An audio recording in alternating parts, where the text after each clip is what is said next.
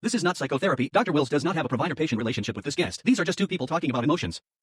Welcome to Give a Actually, with your host, Dr. Alex Wills.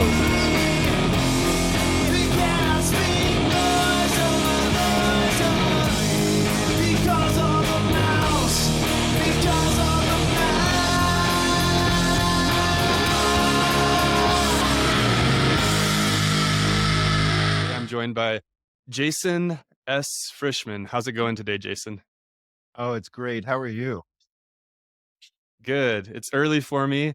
I guess it's 10 o'clock over there on the East Coast where you're at, and it's 8 a.m. over here in Idaho. Excellent. Well, I got started at 8, if it makes you feel any better. A little brief intro about Jason. He's been working for 25 years to support individuals, groups, families, organizations, and businesses. Jason is excited to bring over 2 decades of work in offices, institutions, kitchens, farmers markets, woodlots, and boardrooms to wild new environments.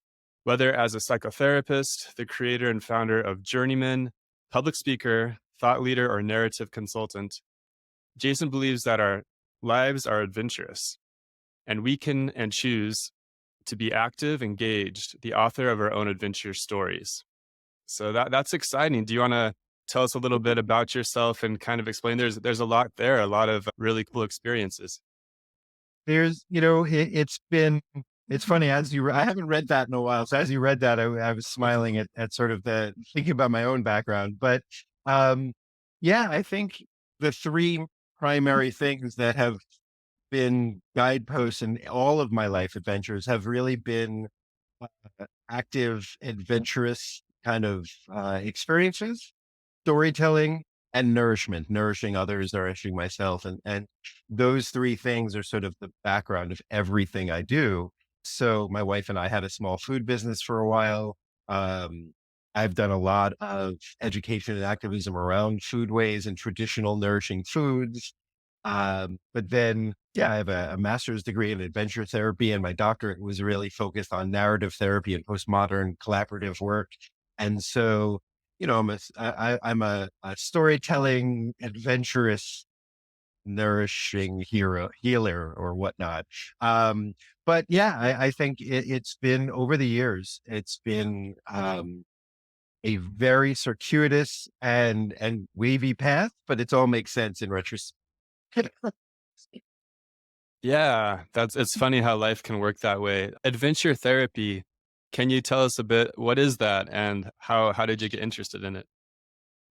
Well, so it's an international field. It's I would say small, but it's been growing quite a bit. And frankly, I have not been as active in it in, the last decade or so. But basically, adventure therapy is the use of active experiential methods. So it could be anything from a ropes course to facilitated games or outdoor wilderness adventures. So active experiential methods paired with metaphor to help individuals or groups work on the issues that they're coming to therapy for and treatment for. So it's been fascinating and wonderful that I found it. I was always interested. I started my career working in residential treatment centers out in the woods of New Hampshire. And I was finishing college and someone said, "Hey, you may want to look at this program down in, southern Georgia." And where I never thought ever I would live. And it was perfect. I went down there for a weekend to meet everybody and knew right away, like I came home and applied to the program and got started. And fortunately, it was really timely. It was at the time the only program offering a master's in adventure therapy in the world. And it's not for lots of bureaucratic stuff at the university, but it stopped after my year. So I used to be able to say, like, I'm one of 9 academically trained adventure therapists in the world. Now, since then, it's grown quite a bit. But basically, the idea of using the concept and metaphor of adventures or journeys, and then taking these experiential things, whether it's playing dodgeball or kayaking, and taking every structure of the experience and connecting it metaphorically to the different elements and aspects of the issues that we're working on. And so you can have the experience be a microcosm of the lived issues that they're working on. And so you can do that in a group in a facilitated way and through the processing of those experiences, people move forward in their lives.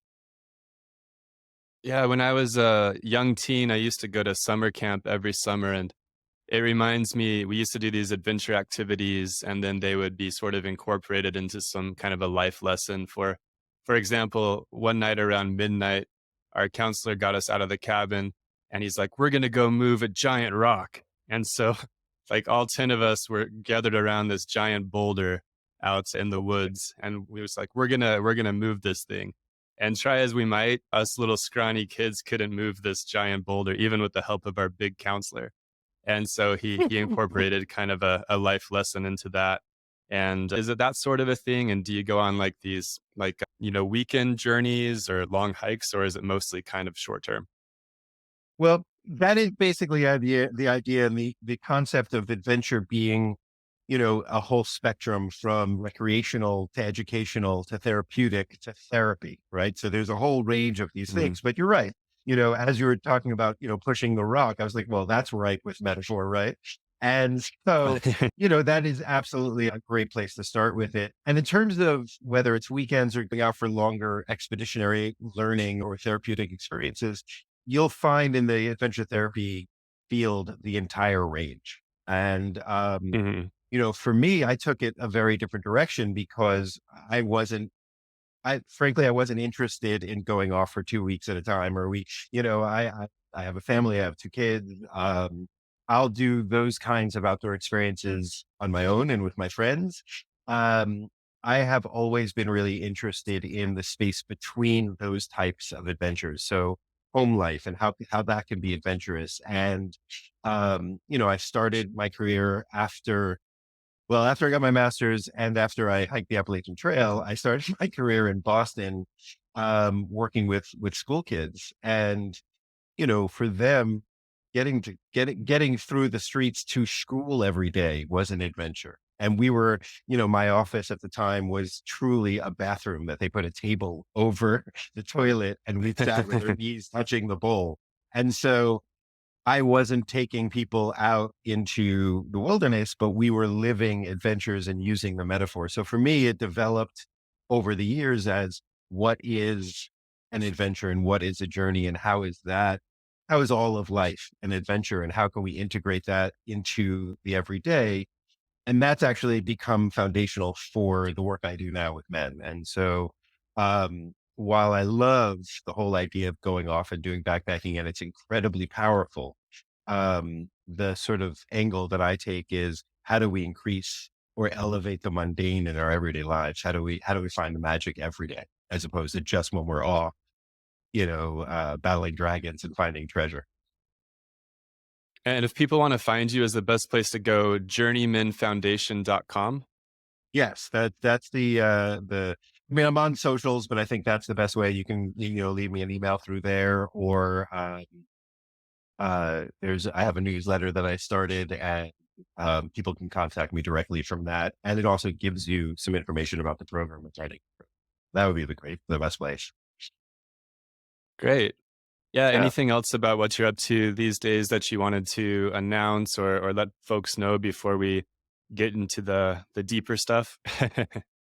Yeah. Well, I mean, just, really quickly, I would say what has, been born out of adventure storytelling and nourishment is this journeyman men's program. It's a men's coaching program for fathers where we call to question or pull apart the cultural narratives of masculinity and fatherhood and help guys to sort of write their own story, which involves really starting by being connected with themselves, their kids, and their partners at home, and then how they take that out into the community and the workspace. So, right now, I'm running groups, doing some individual work, and I'm doing a lot of sort of speaking and workshopping about the model, which we can maybe get into it another time, but it is in direct, it's a direct answer to the hero's journey and the like omnipresence of the hero's journey. And, I'll throw this down, but I just think the fact that the hero's journey is everywhere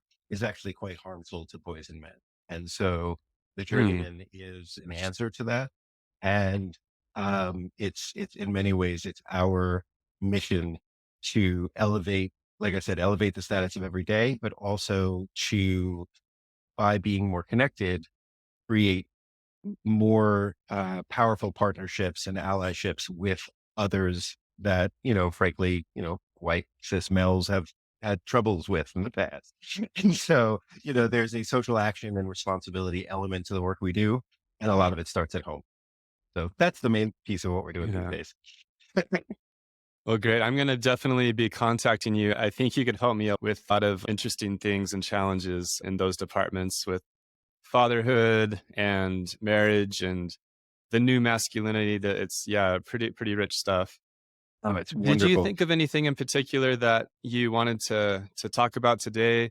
Or is it anything coming up for you so far as we're sort of connecting?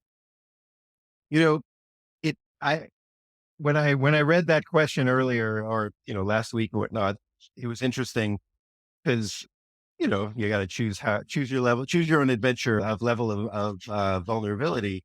And the story that continues to come up for me that I certainly don't mind sharing is a time, oof, probably about 5 or 6 years ago. And it was, I think, the first time my son, who at the time was 9 or 10, he's 15 now, saw me as mortal. It was when, as Papa, I fell from grace. And um Mm, yeah, it was incredibly poignant and meaningful and difficult. And, um I debated a lot whether or not that's what I wanted to bring up, but I figure, it's been a massive part of my own growth and learning and presentation as a therapist and coach. So, I'll share that. yeah, for sure. So, yeah, kinda going into that, when that fall from grace happened and you recognized that he saw that you were no longer, I guess, Superman and Mhm. invincible, indestructible. What emotions came up for you without necessarily explaining why, if you could just sort of list the different emotions you noticed?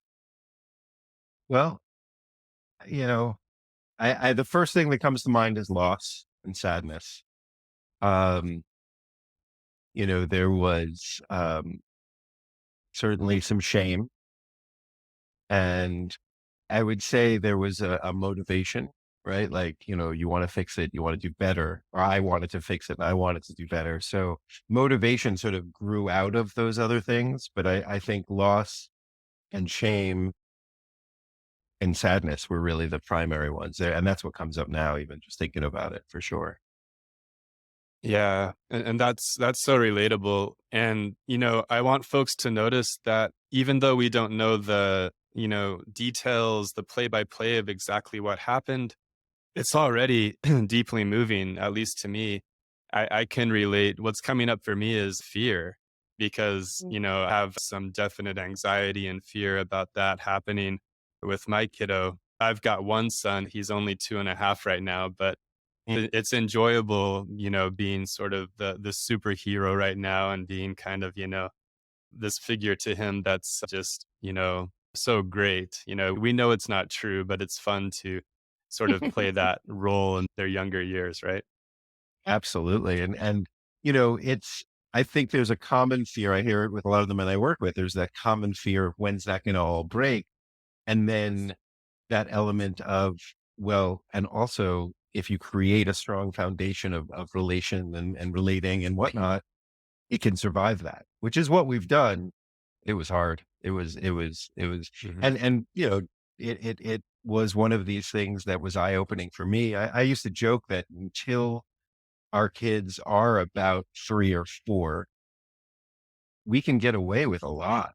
Like we can stay up too late and wake up in the morning with the kid and kind of be half asleep on the couch, rocking them. And, there's a lot of things that dads, I'll speak for to dads, but dads can kind of get away with in not being their best selves. And the sooner we handle that, the sooner we manage that, the better it gets. And then we're not just being superheroes, we're being heroes. We're being, at level. And so for me, um, it was something that I was hoping would come later in our lives together, but it is what it was. And ultimately, I think it turned into something. I mean, he's 15 now, and I think we have a wonderful relationship that is more authentic and genuine than the time when I was just the superhero immortal. Um, doesn't mean it's not hard still, but it is, I think, more genuine and more grounded, where even if we do have an argument, neither one of us is as scared, at least as I was at that point in my life.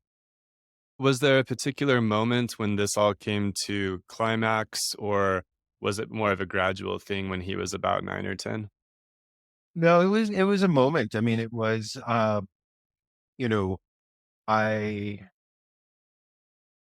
um he he basically watched, like, we get together with friends every New Year's, and we've been doing it for about 25 years. And the kids have all grown up together, and it's a very comfortable, wonderful kind of experience for all of us, meaningful.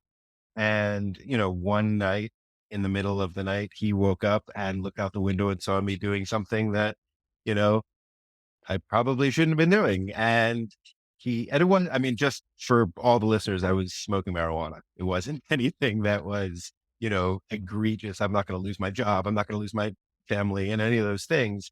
And I don't know why I felt that I needed to just explain that. But anyway, he saw me smoking some pot, and it broke something in his mind. Now, he was aware that, we live in Vermont. He was aware about cannabis. It was literally the smoking element, and it really bothered him about being, unhealthy, and that I shouldn't do it. And that night he came downstairs and was just, I've never experienced him being so angry and upset with me, and disappointed, really, in many ways. And Right. I had gone to great measures to not be doing that in front of him, and I don't do it often. It was New Year's, those kind of things. And so it was a big thing for me at the time, for Sure. both of us. And yeah, going into those emotions, the sadness, the shame, what why do we men have these emotions? If they're not just there to make us feel worse and to torture us, what's Yeah. the purpose? What do you think those painful, I can imagine the depth, even now it sounds like was, pretty painful. What purpose or function did those serve, and how are they helping you? How did they help you, or did they just hurt you more? Um, they certainly helped, and it certainly, um, served me. It's good word. I mean, I said that, after working through some of that, some of the feelings that came were motivation and things like that was, it's a little on the nose, but it really prompted me to be better, to make some better choices, and to, you know, be more open and direct with my kids, and really help me to grow. It's funny that you asked that. I think I mentioned in one of our text messages back and forth that I think the way you're looking at these emotions, after reading some of your stuff and all that, is very similar to what I call imps in the work I do. And imps are these backstories and patterns of emotion and thought that kind of, you have a book that's called, that uses fuck, so I can swear, I imagine. But these imps are patterns and behaviors that kind of screw shit up and bugger stuff up in our lives. And our job is to have a better relationship with them. And so that they can sit at our table or be on our council, or, whatever the metaphor it grows out of. But for me, the shame and the sadness and the loss grew into a commitment to be authentic and real and better, really, for my family. I mean, I might say that some of that is really what pushed me towards growing and developing Journeyman, because, I needed to be proud of myself even more so. Right. Like, I think I'm a good dad. I'm a good partner. That got a lot to grow with, but it was a massive kind of like, okay, we're going to do what we say and say what we do more often, more powerfully, and in a way that, you know, my kids, I want to be real and mortal to my kids. And I want the real and Right. the reality and the mortality to be connecting, not distressing. So Yeah, I love that word, authentic. the other word you use, the imps, how do you spell that, and how would you define that for? Sure. So imps are IMPS, right? And the imps, it comes from, I'm a big fan of folklore and fantasy and adventure stories, and imps are in almost every culture's, folk tales and folk stories. They're called lots of different names, but basically they're the little beings that run around and either help or harm or get in the way. They're the house hobs from Harry Potter, or, in Mhm. Norwegian folklore, they're called tomten. And, the tomten are like little, they're, like Smurfs. They're like little, someone's going to get angry about that. Right. But anyway, they're like little beings that, you know, traditionally the tomten, if you don't leave them a bowl of buttered porridge outside the farm, then they like they mess up your crops. But if you do, they help everything grow. And so imps are these beings or these patterns or these energies that really have been with us most of our lives. And they are buggering things up. They get in the way, like when we think about our reactivity or our impatience or our anger or our fear, all of these things, these are patterned responses. And we tend to identify with them. And so I'm impatient, and what a lot of the work we'll do, and it's through narrative therapy and through some of the work I've done, is we'll pull it out and look at it Mhm. and really embody it and try to have a relation. We'll learn about it, learn where how it sort of came to be. And in talking with many men over the years about imps, the reality that I've found, I don't want to say I've discovered, but I've learned is the vast majority of our imps, if we really sat them down and said, "Hey, what's going on here?" They would be like, "Hey, I'm doing the best I can to help you. I'm trying to here to keep you safe. I'm trying to here to keep, and frankly, looking at the history of them, they did keep us safe or comfortable or whatever when we were younger, but their methods haven't been up to date. They haven't been trained to be who we are, to really help who we are now as adults. And so the work that I'll do with myself, because I run myself through this program, and the men that I work with, is we get to know our imps, we get to know their patterns, and then we teach them or we train them or we tame them. And each man comes up with their own metaphor for how they want to be with them, because, different from the way that our industry lives in the medical model, we're not going to kill it, cut it out, or banish it from the kingdom. These are a part of who we are. And so, Yeah. um, by getting to know our imps, we can build up our support team, our inner support team kind of thing. Yeah, and correct me if I'm wrong, but it's reminiscent of internal family systems where we're very curious about our internal family of different parts or subpersonalities. Very similar. Newly learning about it, but every time I bring up imps, that gets brought up, and I just finished a book on it. There's absolutely a lot of similarities for sure, and it's a Mm. combination of some of the parts work from internal family systems and the externalizing work from narrative therapy. Nice. I love that. Yeah. Yeah, I gave credit to internal family systems in Give a Fuck actually because that was, very, very helpful in trying to become curious about these emotions and instead of trying to fix it, trying to, make it into a problem instead. Like you said, I really love that idea that's like, well, they're trying to help. They're doing the best they can.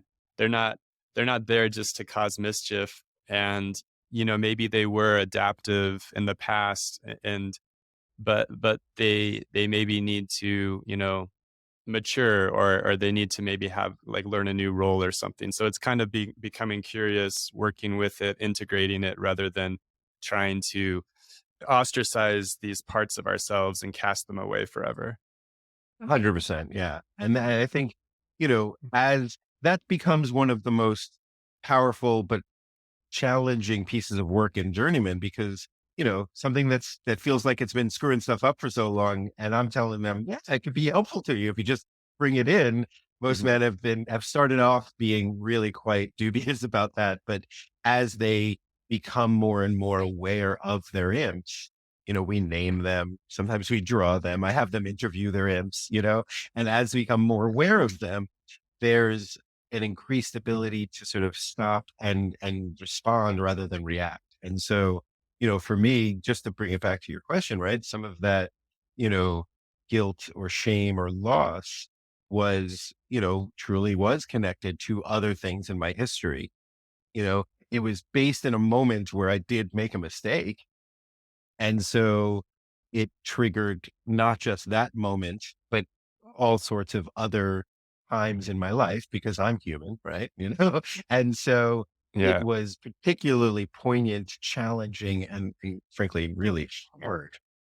Um, but growing sort of through that in terms of being more aware and learning sort of how some of these emotional experiences will they emerge because I have places to grow and they're almost reminders for me. I do. Yeah. There's a reason when I read your thing that's the story that came right up. You know. Yeah, for sure. No, I mean, I love the emotion of shame. I've been working on another book and it's actually about shame. It's called Shame is Mm. Good and Oh wow. exploring this emotion that has really been a problem, a very big problem for folks.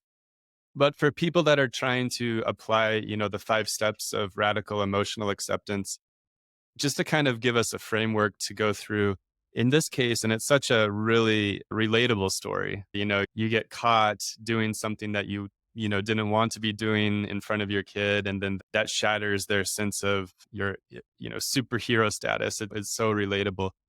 The first step is to drop the fuck shield, or to recognize that we have these defense mechanisms or these shield emotions. So what was your go-to shield emotion, like anger, or was there a defense mechanism? Did you try to rationalize, or what are your go-to defense mechanisms that you typically find Mm. when there comes these uncomfortable emotions like shame or sadness that we obviously want to avoid? Certainly there was irritability and impatience.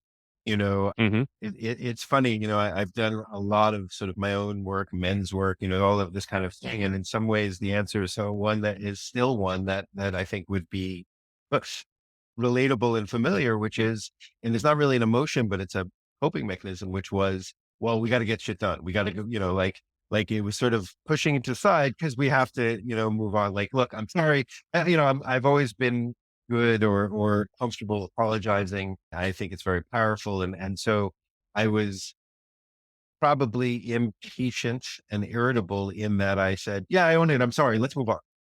Right. So it was in some ways Mm. not being there for myself and holding it for whomever, this time with my kid. And there were lots of kind of he would want, I mean, he was 9 or 10. He wanted to process things and he'd bring things up, not always all appropriately because he's 9 or 10. And I didn't react as patiently and as sort of genuinely as I might have upon reflection. But it was almost like, yes, yeah, I validate your experience and I'm sorry, but let's now go back to being the way we were, and that isn't Yeah, the way things work. It's what I tell my clients all the right. Yeah, that's such a great example.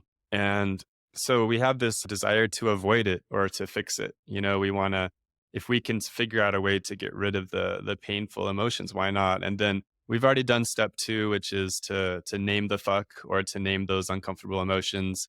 You talked about this sense of loss, this pain, this sadness, the shame. And then getting into step 3, listen to the fuck. So we've been talking a little bit about the wisdom that this gave you.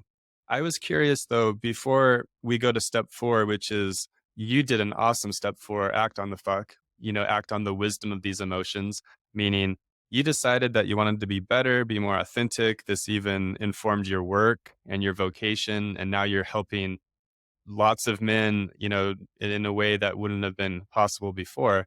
But going back to the wisdom, or, listen to the emotion. I'm curious, when you had that shame, that sadness, what was the story? Because we separate the emotion, the pure emotion, like the shame, the sadness, from the narrative, the story that we tell ourselves about it.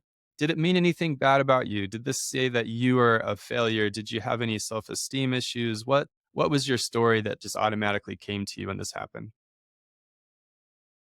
Um, I'm sure it's rooted in sort of some self-esteem issues. I think for me, the story was, I'm a fake, right? Like here I am. Everyone thinks I'm an amazing father because, I'm pretty present with my kids and, like outwardly.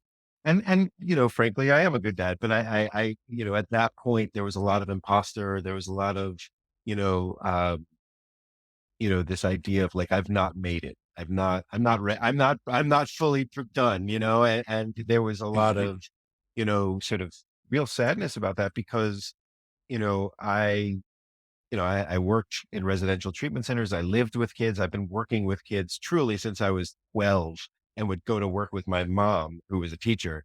And I have loved working with kids for my whole life. And so all of a sudden it was this, oh my God, like I am not who I think I am. And I Mm, am not as good as I thought I was. And who the heck am I now to be trying to do this stuff where I'm helping other people? Right. And it's probably, mhm, I don't actually like that sort of term imposter syndrome, which probably means it has something to teach me, but I think it gets used a lot. And that mm, is probably the main or even the only time where it hit me to a place where, um, I was really stalled because I was just like, mm. oh my gosh, like what's happened here? Right. Yeah. This is the kind of thing I hear about in my office, not that I do. And when we go ahead and question that story, we're validating that the shame is real. Shame, emotions are unavoidable. They happen to us. We didn't wake up today saying, you know what, I'm gonna serve myself a big helping of shame today. It happens to us. We recognize it. I describe shame as this fireball, painful, powerful emotion. Our face and our bodies turn red and we get really hot. It's very painful. It's getting our attention. So let's say that your story wasn't true. Let's say that you're not a fake. Let's say that you're not an imposter. And not that you ever believe that really, but those were the kinds of the ideas that would be going through our minds, of course. What how do you question, how did you question those stories? And what if the shame wasn't confirming that those stories were true, what else might the shame have been trying to do for you?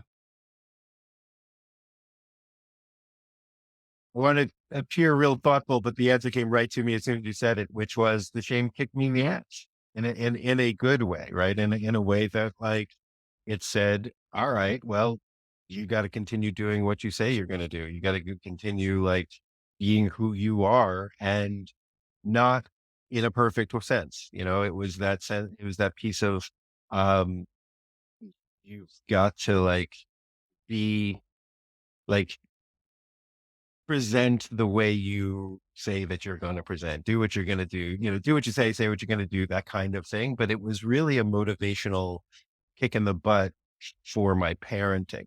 Um, Mm, and so that's something that, I go back to, I think about, I have a note that I taped on my computer back then.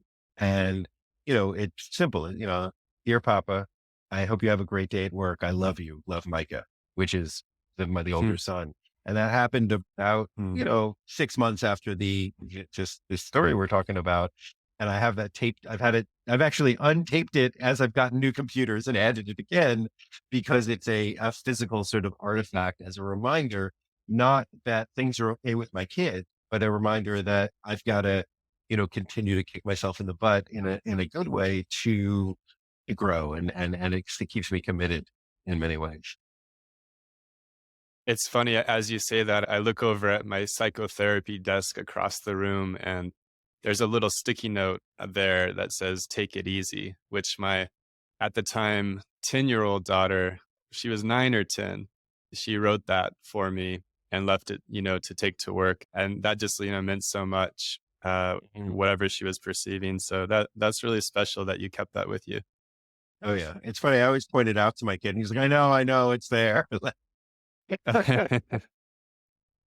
That's Yeah. great. So, yeah, I'm curious how this lands on you. So, this idea that the shame was again a true emotion that happens, yet it wasn't there to just, kick you when you're down, to add insult to injury, but it was making you not aware that there's something wrong with who you are deep down or anything like that, but that there was something that went wrong in the relationship. It's making you aware that something is not right to your relationship to your son, to the situation, to society, that you were not fitting into your tribe, so to speak. And then you're presented with a choice. It's like, okay, the shame, like you said, it kicked me in the butt. It slapped me in the face. It got my attention. And then we were presented with a choice. And you can decide to, go one way or the other. You could decide to change your behavior, or, you could decide to become, a huge marijuana advocate and try to normalize it. Yeah, I mean, you can go any which way, but you're presented with that thing. Instead of it being a bad thing, it's more of a wake up call, and then you get to choose creatively how to live your life. Absolutely. And it is. You know, has been an ongoing, I mean, for me, it's also an ongoing choice, right? It's an evolving choice. And so, how does it land? It's feels really nice to be remembering and thinking about this in this way because, um, you know, cannabis is not out of my life. I live in Vermont. Like, we've had long, important conversations with both of my kids. Uh, and they see it, it's around, and one of our good friends down the road grows it for professionally, and is all there. So it was, and that's not even the issue, right? The issue was like how to be more open, direct, and sort of authentic with my children. And so in many ways it is a constant reminder, you know not just a kick in the butt, but more of a,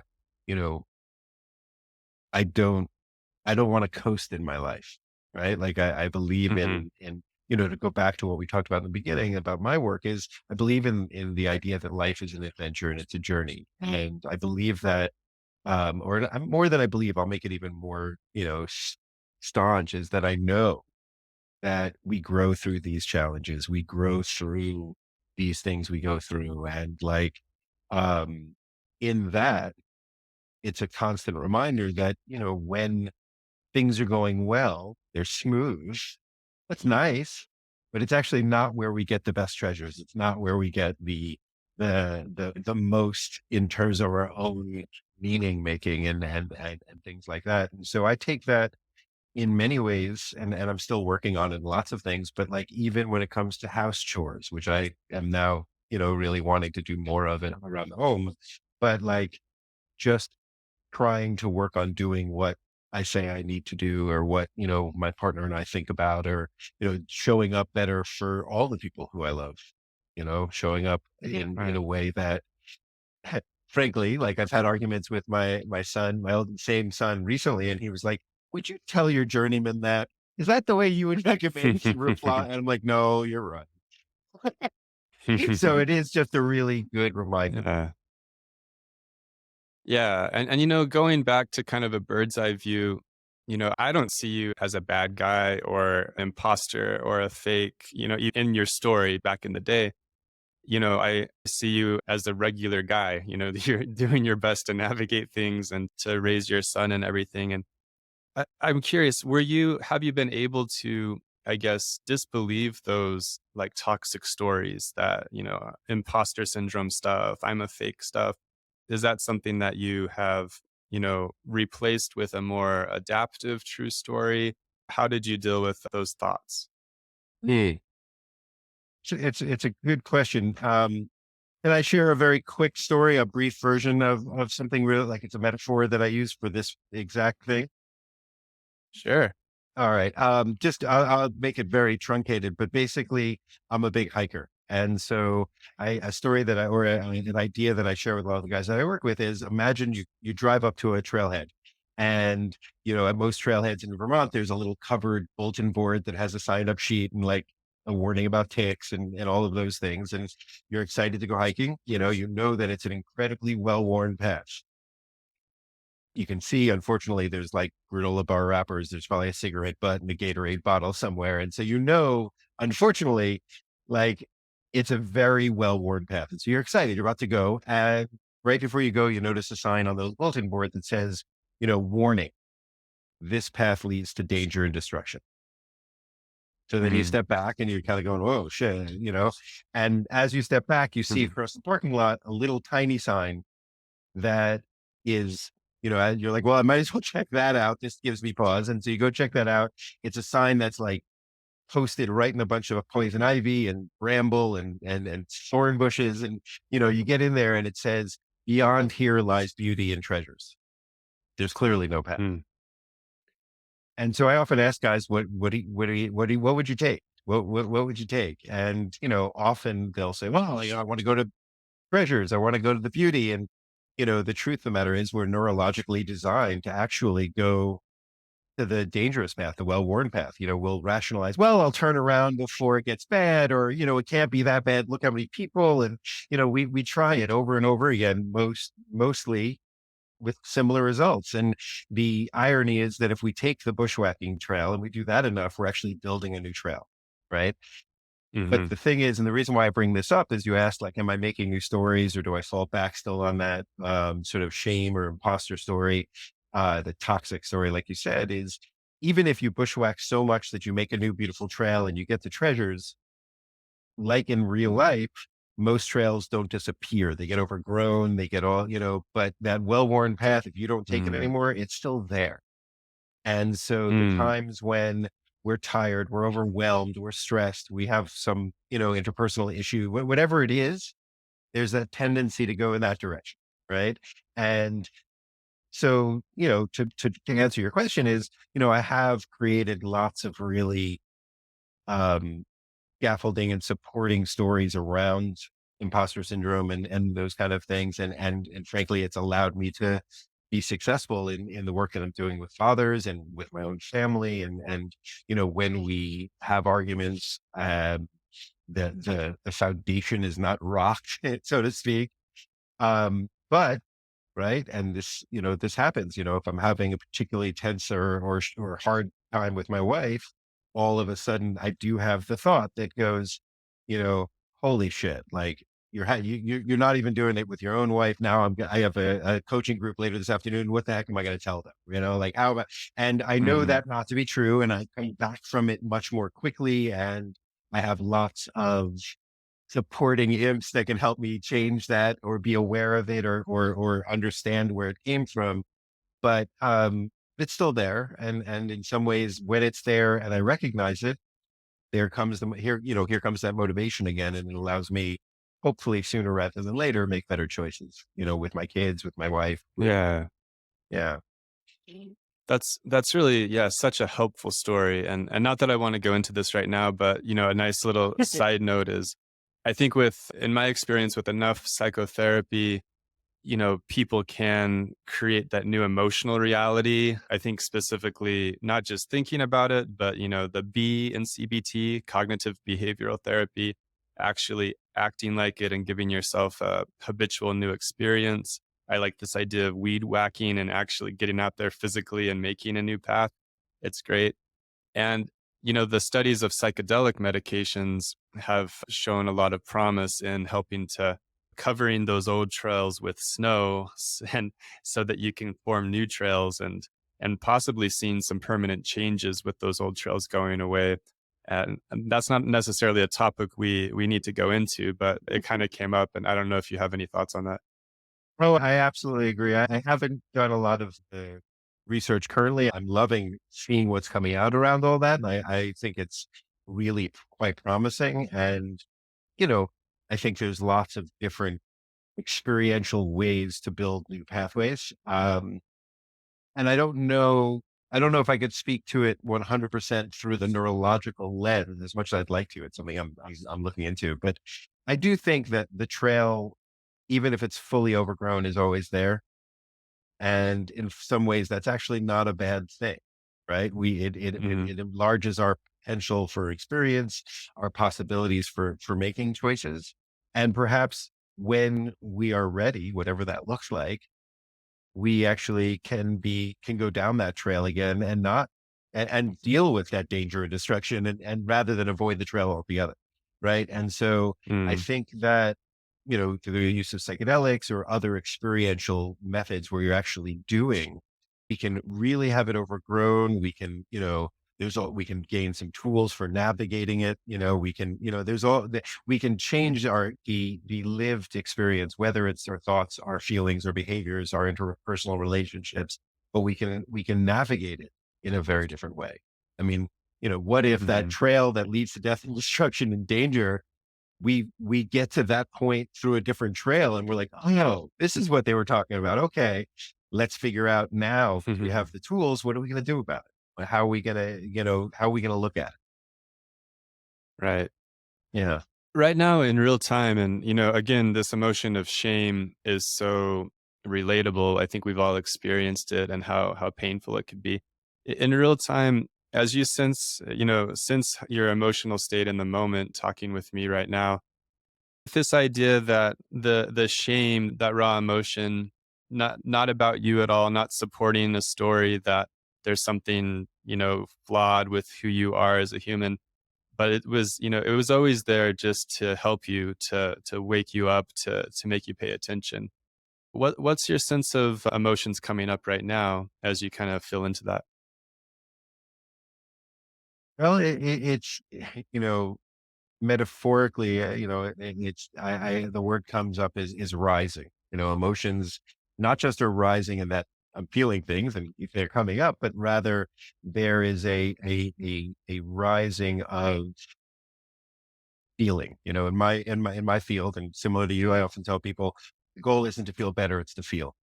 And so this Right. idea that, feeling this, frankly, it felt vulnerable and timely to have this conversation today anyway, because I happen to be in a sort of a challenging space with my wife. But with this Mm, conversation, there's a motivation to say, all right, how do I show up differently? How do I go upstairs after we finish talking and do something about it? Um, mm, that is, so I have connected some of these feelings in the past with a motivation. And so mhm. that rising motivation is what I think is where I'm at right this minute, based on this Right. conversation. Yeah. Yeah, and the flip side of every so-called negative emotion or scary, painful emotion is I think of desires, emotional needs, wishes, wants, desires as another category of emotions because Mm. we oftentimes can't explain why we want what we want. The heart wants what it wants. But, for example, what is the opposite of shame, right? Maybe not sort of the negative sense, but the positive sense of pride. Maybe a sense of connection, a sense of intimacy, a sense of that love and admiration kind of a thing from your son. And so I think when we tune into the painful emotions, it's an opportunity to look at, well, what's the missing desire that I'm not getting met? And then that can inform us of step 4, act on the fuck, take action. What do you creatively want to do or not do to move towards getting those desires met in a healthy, sustainable way? Mm.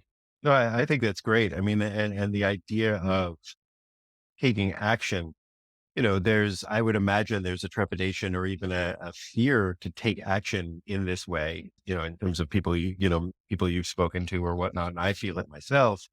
Um, but that's part of, to combine kind of, your, step 4 of act on the fuck with the metaphor of journey or adventure is, inherent to every journey or adventure is the real or perceived risk.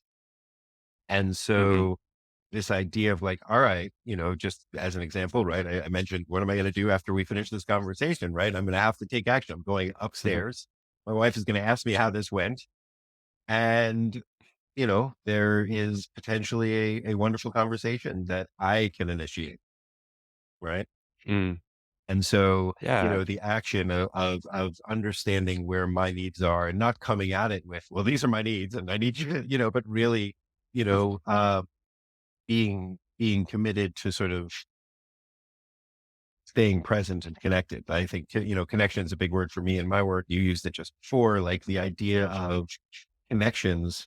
having a foundational sort of support role for us, right? Like when we feel anxious about things, or we know the risk of doing something new. For me, not that it's new, but right, like go upstairs and I say to my wife, "Hey, can we talk?" Right? There's a risk. She might say no. And Right.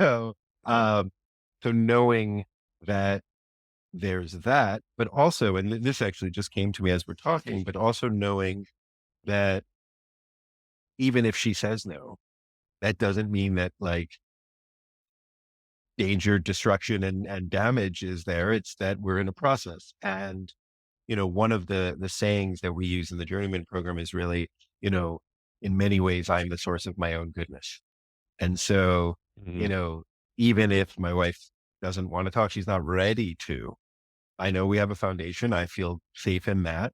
It's not anything that is so massive that I'm concerned in that way. And I'm the source of my own goodness. If she says no, I don't have to buckle. I don't have to, fall apart and be like, oh no, like without her, I can maintain who I see myself as. And then I think, that is this idea of like acting or behaviorally. Yeah, in the book, I use the term emotiophobia and go into that concept a bit. What I find is that we often get paralyzed with the fear. For example, this example you gave of, what if I go try to initiate conversation, connection with my wife, and what if she says no? Then there's going to be some painful emotions that come up, maybe disappointment, frustration, sadness, things like this. And so it's not really the fear of her saying no as much as it's the fear of those painful emotions. And if we can make it to that step and also validate those emotions, like, yeah, it makes sense to be afraid of, painful disappointment, sadness, anger, frustration, because that's going to cause, some suffering. And that's a good thing because that's reality. Those emotions, the fear is like tuning you into reality so you can be aware of what you're up against without becoming paralyzed about it. I appreciate that. It's interesting how it becomes circular, right? Because then you're back to like, all right, let's drop the fuck shield and start over with it. But I imagine, I don't know if you envision it this way, but the way I see it is it becomes this spiral of doing these steps or telling. For me, it's stories are always circular.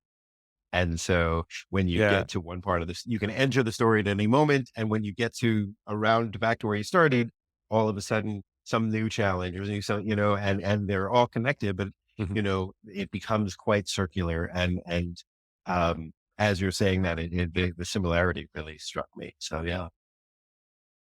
Yeah. It helps me to imagine being in the sea where the waves are going to continue to come in waves, so to speak. And there's going to be moments of calm, but the waves are always going to keep coming whenever they come. And as soon as we can accept that and try to become a good surfer instead of cursing the universe that there's these waves, we can go back to peace and be at peace quite content in the midst of little waves, big waves, tsunamis, whatever may come. We just have a few minutes left, and just to kind of wrap up the steps, the fifth step is to thank the fuck. And what comes to your mind when I ask you, are you able to find sincere gratitude for the painful shame, the sadness, that sense of loss that you experienced with the story about your son and your fall from grace? And if so, what is your sincere gratitude for those emotions? Or the answer is yes. It was a hard one because it was really, there was a struggle for a long time, but I have the time and distance, like I said, 5 years ago, he's 15. We have a very powerful and grounded relationship. And so, for me, the gratitude is really that I think I mentioned in the beginning is that, um, I expected this to happen. Right. And I thought I would have a few more years before it. And I think some of the gratitude is the fact that it did happen when it did allows us to have a teenage experience of father son that I believe is really quite amazing, actually. In terms of Mm, connection, and obviously it goes up and down, of course, as all relationships do. But I think I'm eternally grateful because my son and I are really connected. He's my dude. And I think, Um, well, I don't know if we're as connected or we're, more connected than we would have been if that hadn't have happened. But I'm certainly grateful that it did. I can't question what would have happened. So I know that it was a part in creating this grounding for us. So I'm really quite grateful about that. yeah, that's so beautiful. I was thinking, it shattered the fantasy, and there was a sense of loss and grief as these emotions should arise. Yet they say truth is stranger than fiction, and truth is the reality, and it's greater than fiction. And so it served the purpose of bringing you back to reality and making your relationship with him based on Real. reality instead of these perceptions. And I'm just imagining, God forbid, if there had been a tragedy or something that took you guys away from each other after that. But the fact that you got to go through that earlier, and build that foundation earlier, could have been the hugest blessing in disguise. Absolutely. I really, I think that's a capital T truth, not just a lowercase one. I think it was absolutely a useful and important thing for us. Yeah. And I think in many ways, the the ability, it shattered some fantasies, and you're right, like real life is actually strange and unusual and intriguing and growth inducing more than any fantasy really ever is. It's important to, like I said, the idea of moving from superhero just to straight up like, hero or person, mortal, right? Like we have I think there's Yeah. a potential for connections that are intensely more powerful as a mortal than as a superhero. And lots of great stuff with Jason Frishman. Men's Coaching for Fathers. Your work is our work. Your journey is our journey. And the website is journeymenfoundation.com. Anything else you wanted to add before we wrap up? Oh, goodness. I think the one thing that really wasn't as relevant, but we started with was this idea of nourishment and food and all of that. And I think I don't know how to throw that in here in the last minute, but I just want to put a plug in how important that is, like sharing, breaking bread, share or gluten-free bread as the case may be, or whatever, but sharing nourishment with one another in families and friends and communities is a massive part of, I think, how we grow and change our societies. It's a big part of the work I do. So I often say to people that I'm just meeting and having conversations, but I hope someday we can have a meal together. Yeah, I'd love to have a beer and some sourdough bread as I Oh compare yeah, keep FODMAPs and maybe some gluten free, but I look forward to it. Thanks again, Jason. absolutely. Thank you, Alex. It's great talking with you. Hey guys, thanks for watching. This is Dr. Alex Wills with Give a F Actually. Make sure to check us out on Apple Podcasts or anywhere you get your podcasts. Thanks for watching. Make sure to check out the merch store. RadicalEmotionalAcceptance.com. Bye. Bye.